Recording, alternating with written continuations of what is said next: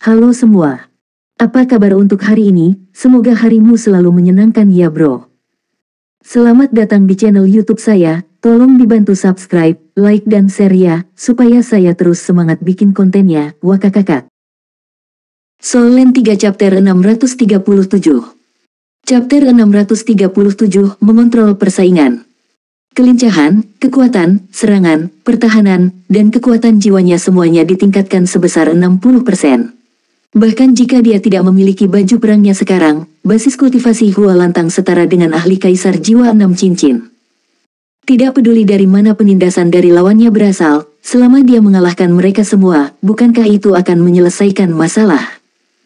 Karena itu, Hua Lantang memutuskan untuk menggunakan cara pertempuran yang paling sederhana dan paling langsung. Lawanmu adalah aku, Tang Wulin mendengus. Tubuhnya bergoyang saat dia muncul di hadapannya. Meskipun dia tidak secepat Hua Lantang dalam hal kecepatan, Go Shadow Perplexing Track adalah gerakan kaki yang paling gesit.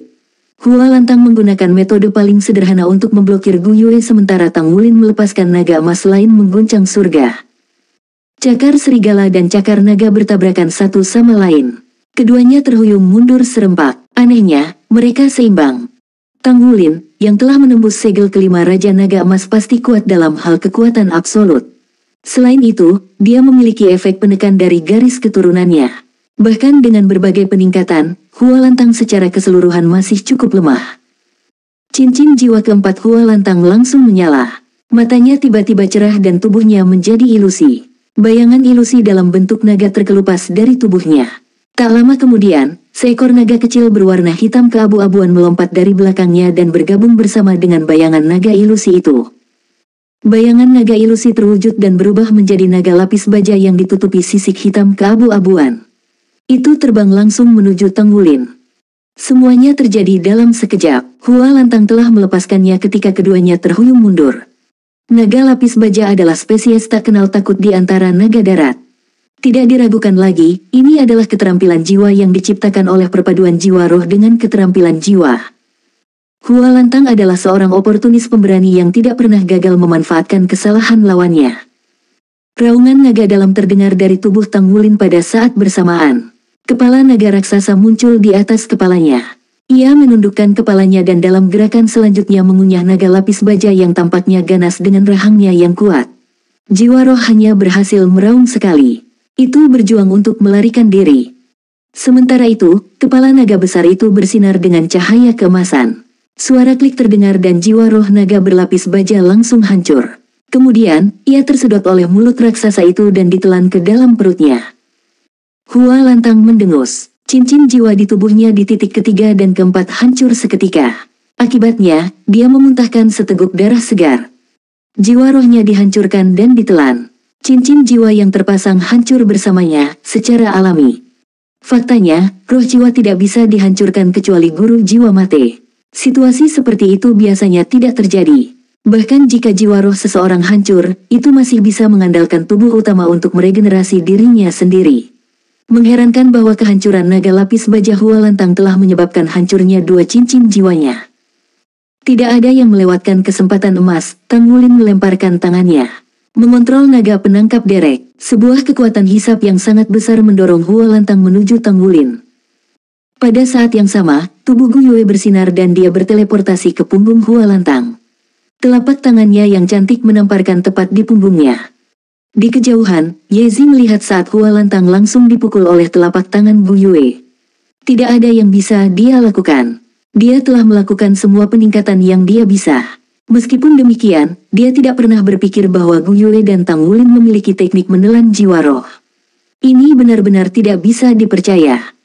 Diamond Dragon Wolf telah menghilang dengan hancurnya cincin jiwa. Hua Lantang hanya bisa mengandalkan keuletannya sendiri dan peningkatan Seven Treasures Glaze Pagoda untuk menangkal serangan Gu Yue. Sepasang cakar naga emas Tang Wulin telah memotong dadanya.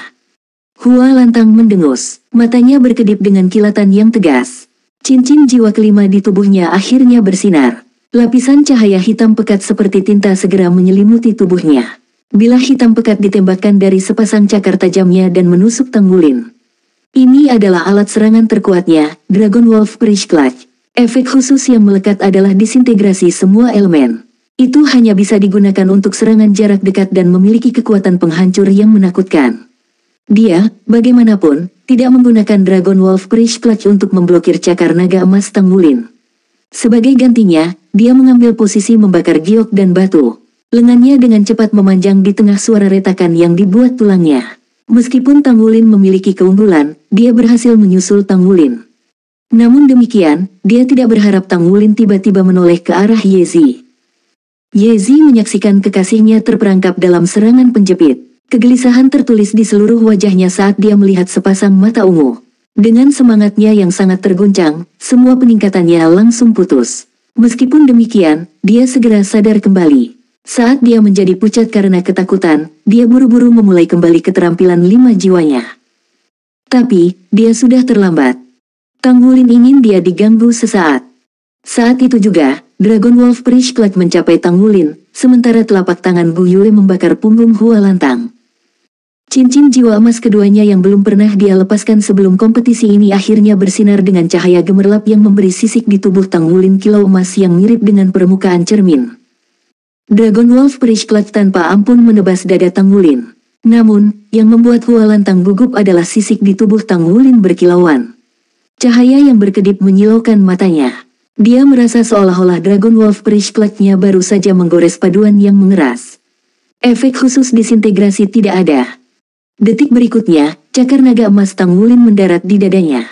Ketika cakar hampir mengenai kebenaran, 10 jari Tang Wulin tiba-tiba tegak.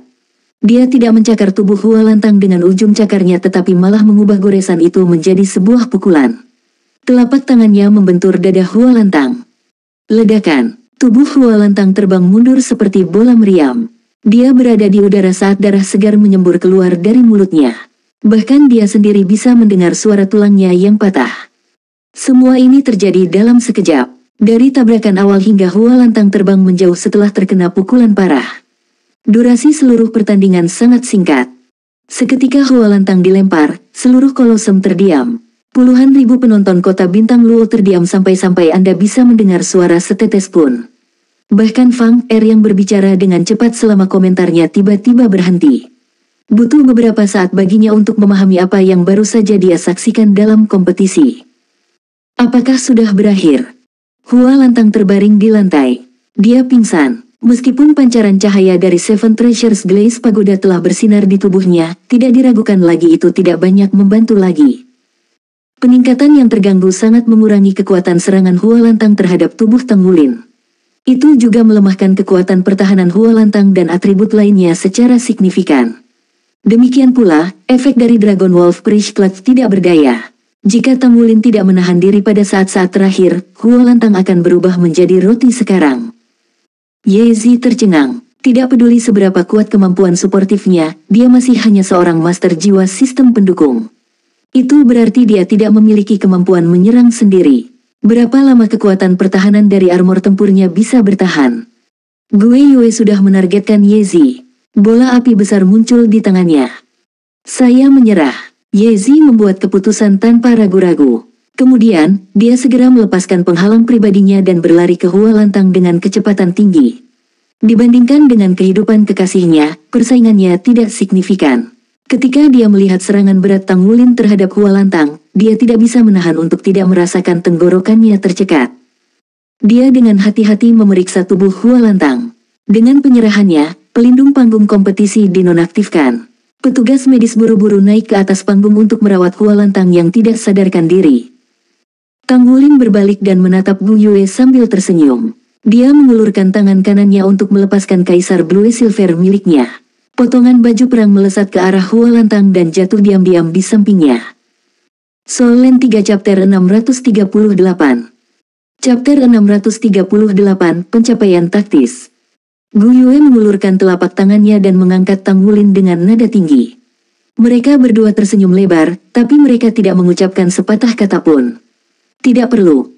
Fang Er menghela nafas lega di peron. Dia berkata dengan suara yang dalam, ini adalah pertandingan yang dilaksanakan dengan baik. Ya, Hua Lantang dan Ye Zi telah menjadi sasaran sejak awal. Aku benar-benar tidak menyangka metode bertarung Tang Wulin dan Gu Yue begitu menakutkan. Jika Tang Wulin dikatakan memenangkan pertandingan pertamanya karena Sumu dengan sembarangan memecatnya, lalu bagaimana dengan pertandingan ini? Apakah Hua Lantang juga mengabaikannya dengan sembarangan? Tidak juga, dia telah memfokuskan semua usahanya pada pertarungan sejak dia naik ke atas panggung. Dia sama sekali tidak ceroboh. Bahkan dengan basis kultivasi 5 lingkaran dan begitu banyak peningkatan, Hua Lantang masih belum berhasil unggul ketika ia melawan Tang Wulin. Bahkan baju perangnya telah dinonaktifkan oleh Tang Wulin.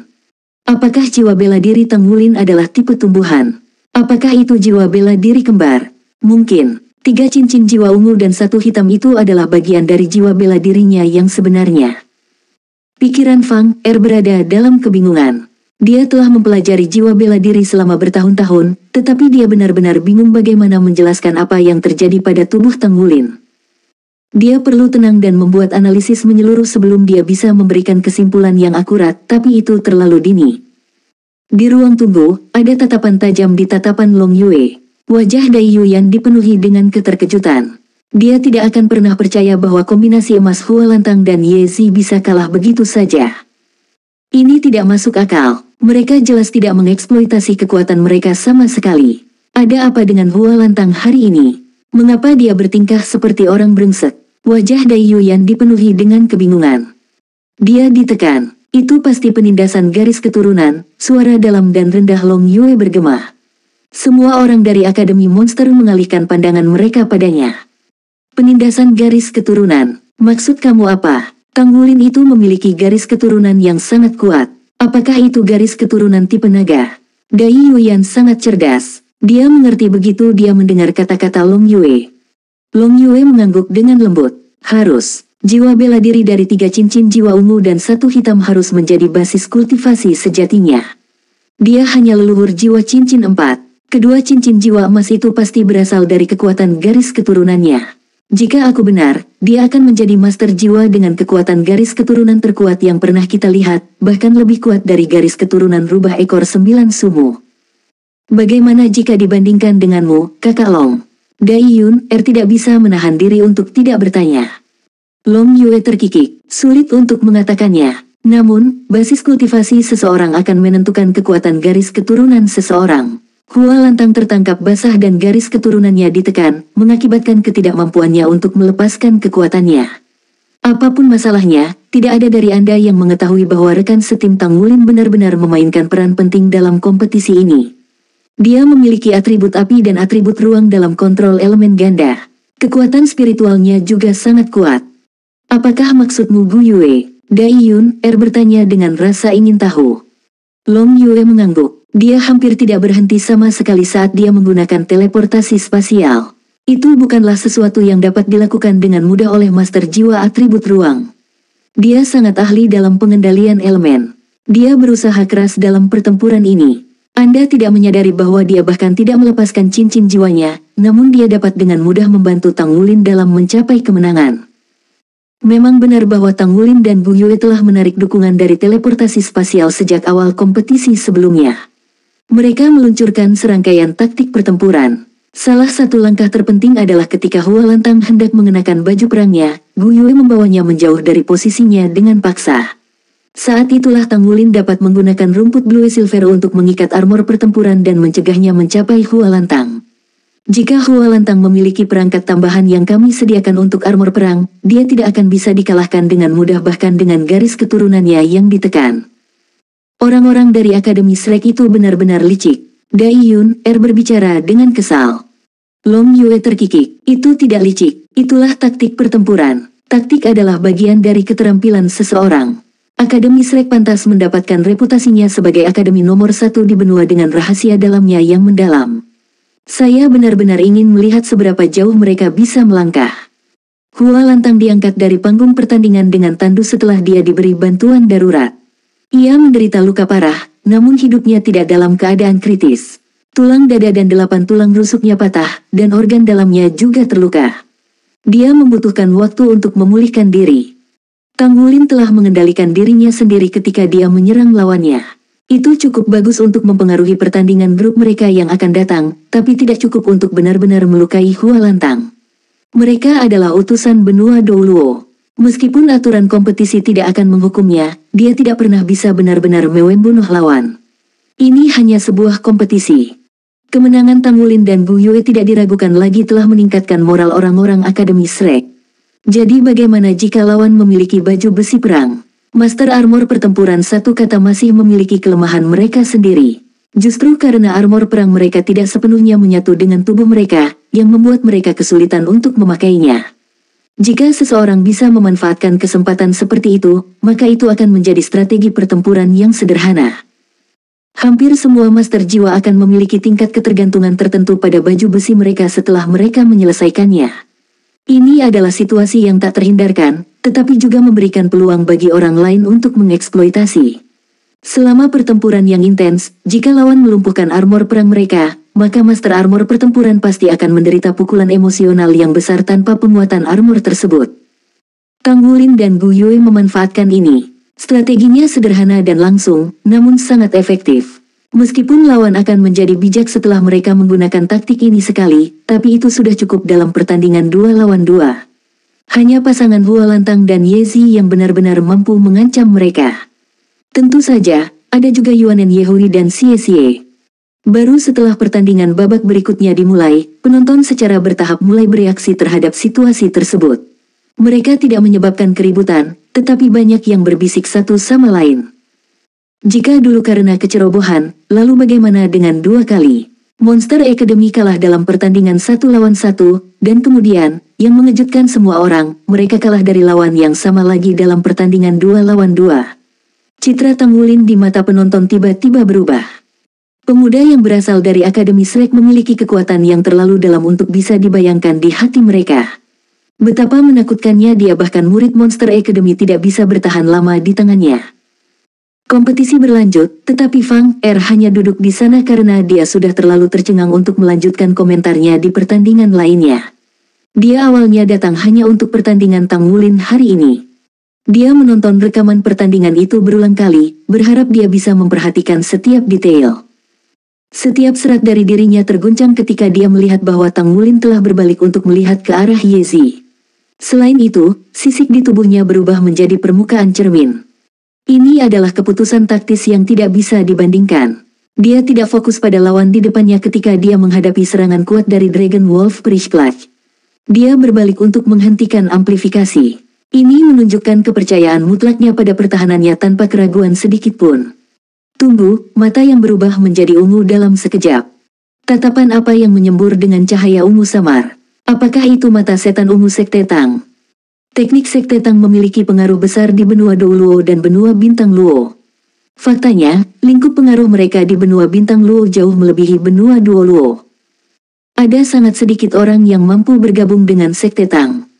Dengan demikian, Fang Er dapat mengidentifikasi mata setan ungu Tang Wulin dalam waktu singkat. Jadi ternyata dia menggunakan mata setan ungu untuk mengganggu perangkat tambahan yang disediakan oleh pagoda berkilau 7 harta karun untuk menundukkan musuh dan meraih kemenangan. Semuanya mulai dari bisa memprediksi gerakan musuh sejak awal, menggunakan strategi untuk membatasi armor pertempuran sesudahnya, hingga menghentikan bala bantuan pada akhirnya dilakukan oleh seorang pemuda berusia 15 tahun. Seberapa hebat keterampilan taktis dan pengalaman bertarungnya. Selain itu, Fang Er dapat melihat dari tayangan ulang gerakan lambat bahwa ekspresi Tang Wulin sangat tenang dari awal hingga akhir. Tidak ada sedikit pun emosi di wajahnya sama sekali. Matanya bahkan dipenuhi dengan keyakinan dan tekad selama ini. Bisa dibilang dia memiliki asumsi bahwa dia pasti akan memenangkan pertandingan ini dari awal hingga akhir. Percaya juga merupakan kekuatan, dan ini datang dari murid Akademi Shrek. Dia memiliki kekuatan yang begitu kuat. Tang Wulin, berapa batasmu? Mungkinkah kami benar-benar tidak memiliki seorang pun yang mampu menghalangi kemajuan Anda? Atau apakah hanya pemimpin dari 8 Raja Surgawi, Raja Naga Long Yue, yang dapat menghentikanmu untuk bergerak maju? Jika Anda benar-benar mencapai tahap itu, maka Anda sudah menang. Tentu saja, Tang Wulin tidak menyadari pikiran Fang Er. Dia sudah kembali ke ruang tunggu dengan tenang. Pertandingan rekan-rekannya belum berakhir, jadi dia akan menunggu mereka selesai.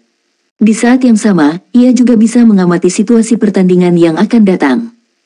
Ia sangat puas dengan penampilannya dalam kompetisi tersebut, namun tidak membuatnya bangga atau sombong. Dia mengerti lebih jelas dari siapapun bahwa setelah diperiksa lebih dekat, kemenangannya dalam pertandingan ini menjadi lebih mudah karena tekanan garis keturunannya ke Hua Lantang. Kalau tidak, bagaimana dia bisa menangani pembangkit tenaga listrik Raja Jiwa 5 Cincin dengan begitu sederhana? Soul Land 3 Chapter 639. Chapter 639, Penampilan Suci. Hua Lantang adalah Raja Jiwa Monster Academy. Dia bukan master jiwa biasa. Seandainya garis keturunannya tidak ditekan, dia akan mampu melepaskan kekuatannya sepenuhnya, dan mengalahkannya akan jauh lebih sulit. Ini bahkan sebelum armor perangnya diperhitungkan. Sudut bibir Tang Wulin tersenyum. Akan sangat bagus jika setiap siswa Akademi Monster memiliki jiwa bela diri tipe naga. Dia bertanya-tanya apakah orang bernama Long Yue memiliki jiwa bela diri yang berhubungan dengan naga. Gu Yue menyenggolnya dengan lembut. Jangan ambil risiko.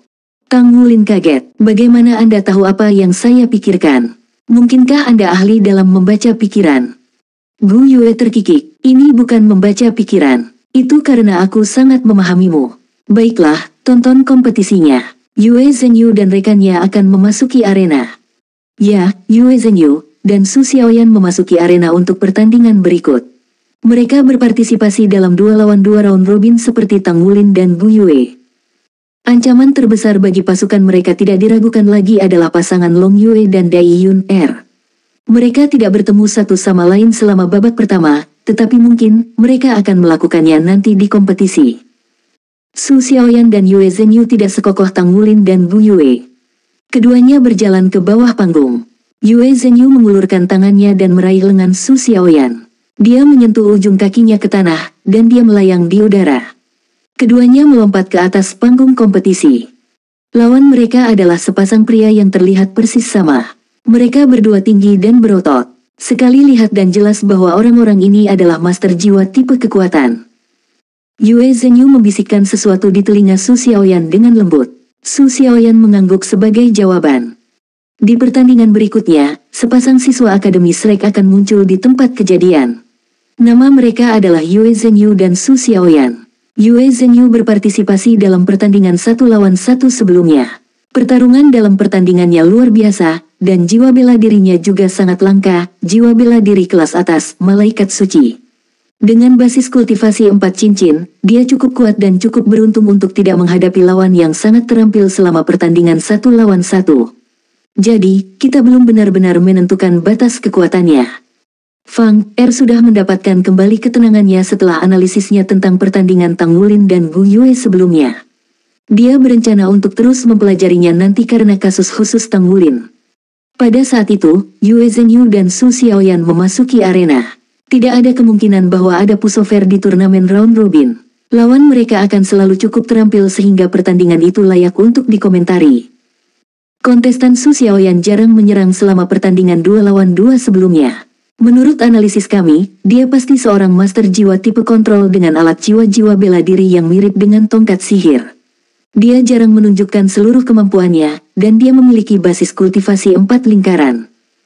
Selanjutnya, mari kita lihat lawan mereka. Mereka bertempur melawan saudara Lei Xing dan Lei Tian. Secara kebetulan, saya mengenal mereka berdua, itulah mengapa saya memahami mereka dengan baik. Baik Lei Xing dan Lei Tian berusia 20 tahun ini, jadi mereka hanya dalam batas usia peserta. Kekuatan jiwa mereka ada di sekitar peringkat 45, tetapi baju besi perang mereka belum sepenuhnya selesai. Itulah mengapa mereka bukanlah master armor perang satu kata. Jiwa bela diri dari saudara-saudara ini juga sama persis. Mereka adalah sumbu guntur surgawi. Selain itu, karena mereka adalah saudara kembar yang tumbuh bersama sejak bayi, mereka dapat bekerja sama dengan sangat baik satu sama lain. Duel ini akan mengadu kekuatan melawan kekuatan. Pertandingan akan segera dimulai, jadi mari kita tunggu dan lihat. Saudara kembar Lei Xing dan Lei Tian sudah berlari ke depan dengan langkah cepat di panggung kompetisi dengan ekspresi serius di wajah mereka. Meskipun mereka terlalu percaya diri dengan kemampuan mereka, reputasi Akademi Shrek telah terbangun selama beberapa hari terakhir. Tang Wulin telah mengalahkan Sumu, kemudian dia mengalahkan Hua Lantang dan Ye Zi dalam pertandingan 2 lawan 2, sehingga sangat meningkatkan prestise seluruh siswa Akademi Shrek. Sangat tidak beruntung bagi mereka untuk menghadapi pasangan seperti itu di pertandingan pertama turnamen round robin. Bagaimanapun, mereka tidak akan pernah menyerah begitu saja. Mereka yang mampu mengikuti turnamen round robin memiliki rahasia mereka sendiri. Tujuan mereka adalah untuk memenangkan pertandingan ini dan maju ke 16 terakhir dari kategori 2 Aksin 2. Mulailah kompetisi.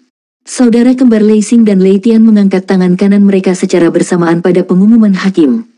Dua aliran arus listrik naik bersamaan dengan cincin jiwa di bawah kaki mereka. Cincin jiwa kedua bersaudara itu persis sama, dengan masing-masing 2 cincin kuning dan 2 cincin ungu. Petir ungu kebiruan bersinar di tangan kanan mereka saat satu kapak perang muncul di genggaman setiap orang. Setiap kapak memiliki pegangan yang pendek dan panjangnya sekitar 3 meter. Pegangan dan kepalanya memiliki panjang yang sama. Garis-garis pola petir ungu kebiruan berkilauan di kepala kapak dan itu memancarkan aura penghancur. Jiwa bela diri seperti itu jelas tampaknya paling cocok untuk pertempuran jarak dekat, tetapi dalam kenyataannya, apakah itu benar-benar tujuannya? Sumbu guntur surgawi di tangan mereka turun secara bersamaan. Cincin jiwa pertama mereka bersinar saat 2 sambaran petir menyambar Yue Zhengyu dan Su Xiaoyan dalam sekejap.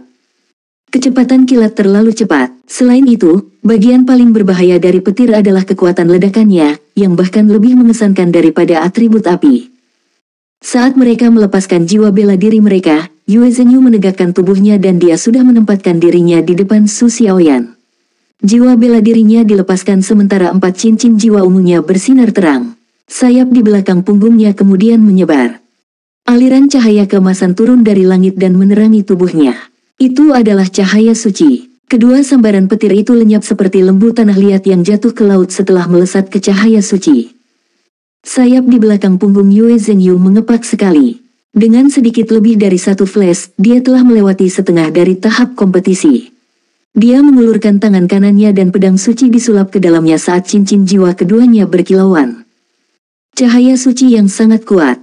Bahkan dengan jiwa bela diri dengan kekuatan ledakan yang sangat besar seperti Heavenly Thunder Axe, petirnya padam di dalam cahaya suci. Fang Er membuat komentar dengan presisi. Saudara kembar Lei Xing dan Lei Tian juga terkejut. Yue Zhengyu terlalu cepat. Akselerasi instan yang dihasilkan dari sepasang sayapnya membuatnya tampak seolah-olah dia benar-benar berteleportasi. Kedua bersaudara itu disinkronkan satu sama lain saat sumbu guntur surgawi terangkat tinggi di tangan mereka turun secara bersamaan. Kali ini mereka menggunakan cincin jiwa ketiga mereka. 2 garis cahaya ungu kebiruan tiba-tiba bersinar di permukaan sumbu guntur surgawi. Petir berputar kembali dan menutupi tubuh mereka dalam sekejap. Permukaan kulit mereka langsung berubah menjadi ungu kebiruan. Saudara kembar yang sudah sangat kuat dan kekar sepertinya melepaskan lapisan armor seperti petir ke tubuh mereka secara bersamaan. Itu adalah keterampilan jiwa ketiga mereka, kepemilikan guntur surgawi. Tidak hanya itu, mereka membuang aliran cahaya ke punggung mereka. Lampu ini menyatu dengan cepat dan melindungi sisi kanan tubuh mereka. Ini adalah perlengkapan perang mereka. Keduanya memiliki total 3 potong baju besi masing-masing, termasuk cuiras, pauldron dan fambres. Sudut bibir Yue Zhengyu bergerak-gerak. Dia berpikir di dalam hatinya, apakah perlu sejauh itu? Pertandingan baru saja dimulai. Apakah kalian berdua benar-benar perlu melepaskan armor perang kalian? Ini semua salah kapten. Lawan ini sangat takut mereka akan lari dari bayang-bayang mereka sendiri, tapi mengapa aku yang tidak beruntung? Hatinya dipenuhi dengan ketidakberdayaan, tetapi Yue Zhengyu telah tiba sebelum saudara kembar itu. Pedang suci di tangannya menebas. Anehnya, pedang Yue Zhengyu tidak menebas salah satu dari saudara kembar Lei Xing dan Lei Tian, tetapi di antara mereka. Pedangnya tampak sangat sederhana, tetapi elemen cahaya tebal itu dikombinasikan dengan cahaya suci sebelum meledak dalam sekejap. Cahaya yang intens begitu terang sehingga Lei bersaudara tidak bisa menahan diri untuk tidak menyipitkan mata. Sumbu guntur surgawi di tangan mereka menebas ke arah Yue Zhengyu dari kedua sisi. Kemampuan tempur saudara itu sangat ditingkatkan dengan amplifikasi kepemilikan guntur surgawi dan penambahan baju besi pertempuran. Mereka bahkan mampu melawan Raja Jiwa 5 Cincin. Selain itu, fitur khusus utama dari atribut guntur adalah kekuatan ledakannya. Jika itu sepenuhnya dilepaskan, semua akan hancur, terlepas dari kekuatan atribut lawan. Namun, sesuatu yang benar-benar di luar dugaan mereka terjadi. Pedang Yue Zhengyu tampaknya menebas di tempat kosong, tetapi pusaran tiba-tiba muncul di antara saudara-saudara dengan cara yang mengerikan. Hisapan membuat tubuh mereka bergoyang sekali. Sumbu guntur surgawi masih menebas ke arah Yue Zhengyu tetapi kecepatan mereka telah melambat setengahnya. Soul Land 3 Chapter 640. Chapter 640, Kerjasama Implisit. Sayap di punggung Yue Zhenyu bersinar terang saat aura sucinya yang intens berubah menjadi kekuatan sombong yang menyelimuti kedua orang itu. Jiwa bela dirinya bisa digambarkan lebih tepat sebagai suci, tapi bukan atribut cahaya. Itu lebih intens jika dibandingkan dengan elemen cahaya. Lei bersaudara ditekan oleh Yang Mulia, kecepatan mereka segera diperlambat setengahnya. Yue Zhenyu yang bergoyang seperti hantu mengambil kesempatan untuk bersembunyi di antara dua bersaudara itu. Dia berhasil menghindari dua sumbu guntur surgawi tanpa kesulitan apapun. Bersamaan dengan itu, dia mengangkat pedang suci di tangannya dengan lembut dan mendorong ketiak kanan Lei Tian. Dia tidak menggunakan kemampuan bertarungnya untuk melawan atau bertarung dengan paksa, tetapi dia mengadopsi sedikit trik. Ini adalah teknik Sekte Tang yang dikenal sebagai jalur membingungkan bayangan hantu. Fang Er hampir berteriak. Penonton terkejut setelah mendengar teknik Sekte Tang. Mungkinkah siswa Akademi Shrek yang berasal dari benua Douluo ini menjadi murid Sekte Tang juga? Tak perlu dikatakan, Yue Zhenyu dengan pasti menampilkan jalur membingungkan bayangan hantu. Gerakannya sempurna. Secara kebetulan, ketika dia melewati saudara kembarnya, sayap di punggungnya mendorong kedua sisi dan menghancurkan bahu mereka dengan cepat. Dampaknya bertahan untuk sementara waktu. Sein energi di sayapnya bertabrakan dengan Thunder energi pada tubuh Heavenly Thunder Poses saudara kembar. Dampak tabrakan itu tidak kuat, tapi membuat mereka tersandung. Sementara itu, tidak ada yang memperhatikan cincin jiwa emas muncul di tanah dengan diam-diam tidak jauh dari kaki Lei Xing. Lei Xing juga tidak menyadarinya meskipun tidak tertutup oleh kakinya. Ketika dia kehilangan pijakan setelah tabrakan, dia secara tidak sengaja menginjak cincin jiwa emas. Segera, belenggu emas terangkat dari bawah kakinya dan mengikatnya dengan erat. Cahaya petir dan possession guntur surgawi tidak berguna saat ini. Tidak ada cara untuk menghentikan serangan belenggu emas itu. Ini. Penonton termasuk Fang Er menemukan penambahan staf bintang yang mempesona di tangan Su Xiaoyan.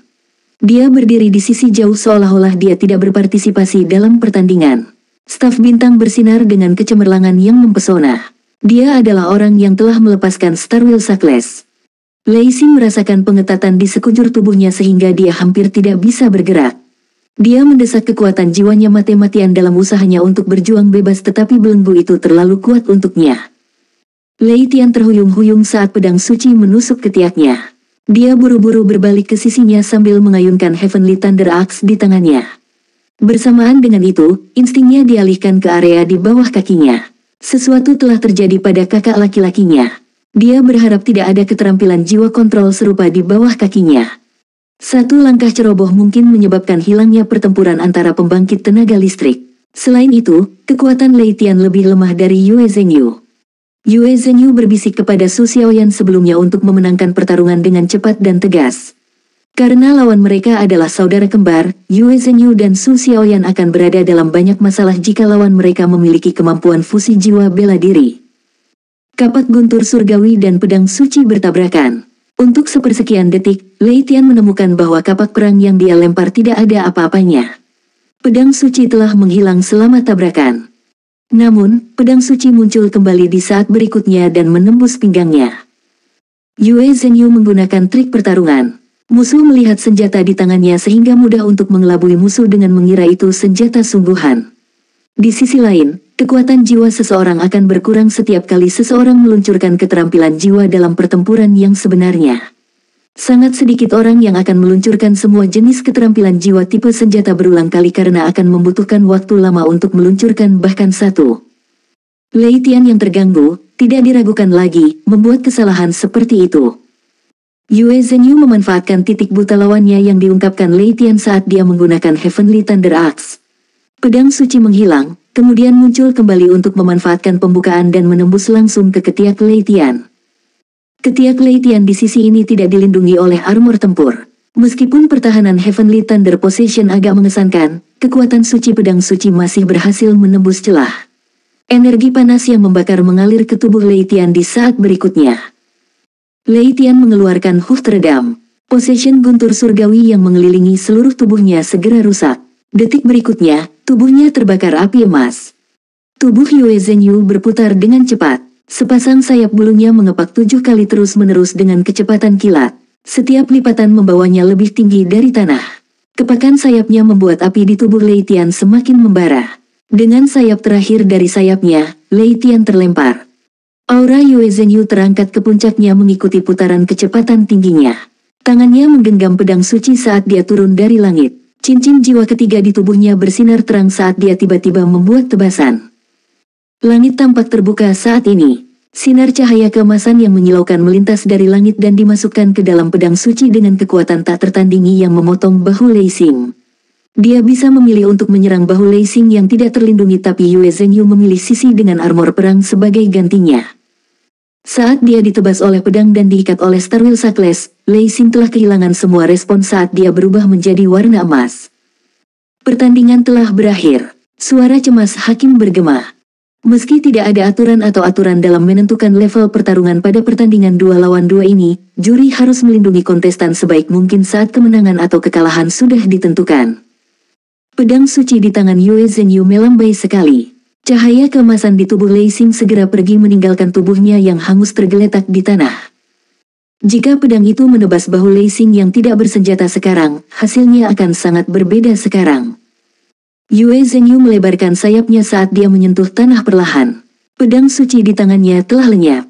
Dia menyatukan telunjuk dan jari tengah tangan kanannya, lalu dia melambai ke Su Xiaoyan di kejauhan. Su Xiaoyan membalas senyuman yang menyenangkan. Pertempuran telah berakhir. Itu adalah kemenangan. Akademi Shrek menang lagi.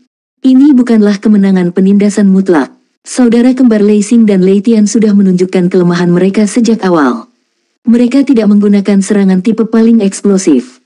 Serangan mereka terlalu konservatif. Kemampuan tempur Yue Zhenyu sangat kuat sementara keahlian bertarungnya terlihat jelas. Rekannya bahkan lebih menakutkan. Meskipun dia menyerang hanya sekali, itu sudah cukup untuk mengamankan kemenangan. Keterampilan jiwa tipe kontrolnya memang menakutkan, komentar Fang Er dengan kekaguman. Tidak banyak ketegangan dalam pertandingan ini. Tingkat jiwa bela diri malaikat suci Yue Zhenyu sejauh ini melebihi Heavenly Thunder Axe. Selain itu, kehebatannya dalam pertempuran membuat pertandingan itu sepihak. Wajah Tang Wulin menunjukkan cahaya samar. Dia tersenyum karena Zhenyu juga maju. Faktanya, semua orang berkembang dengan sangat baik. Mereka adalah teman satu sama lain, tetapi juga saingan satu sama lain pada saat yang sama. Yue Zhenyu kembali ke Su Xiaoyan. Dia mengangkat tangannya dan bertepuk tangan padanya. Mereka tersenyum saat mereka saling memandang dan turun dari panggung. Bagaimana Shrek menjadi begitu kuat? Semua penonton memiliki pemikiran yang sama. Dua pertandingan berturut-turut memungkinkan kontestan Akademi Shrek untuk menunjukkan kemampuan luar biasa mereka yang menekan lawan mereka sampai mereka tidak dapat melakukan serangan balik. Lawan mereka di pertandingan kedua, khususnya, benar-benar tertekan sepanjang pertandingan. Jika bukan karena belas kasih Yue Zhenyu, Lei bersaudara akan menjadi roti sekarang. Kakak laki-laki, murid Akademi Monster berdiri dengan ekspresi serius saat dia melihat ke arah Long Yue. Long Yue tersenyum penuh arti dan melambaikan tangannya ke siswa itu. Semakin tinggi Anda, semakin keras Anda jatuh. Jangan khawatir, pelan-pelan. Saya juga berharap untuk melihat sejauh mana para siswa Akademi Shrek ini dapat melangkah. Tidakkah menurutmu persaingan semakin seru karena lawan seperti itu?